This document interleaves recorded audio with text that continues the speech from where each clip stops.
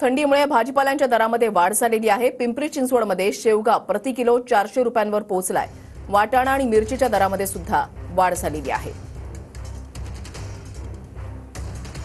थंडीत शेवग्याचे दर जे आहेत ते गगनाला भिडलेले आपल्याला एकूण पाहायला मिळते।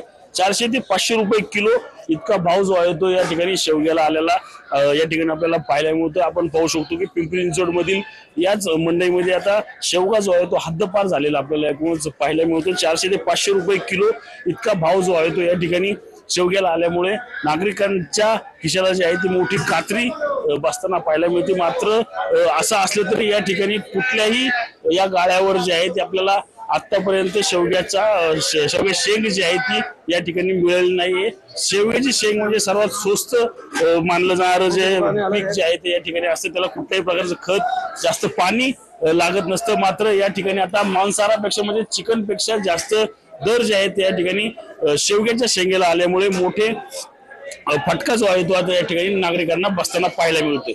रणजित जाधव, TV9 मराठी, पिंपरी चिंचवड।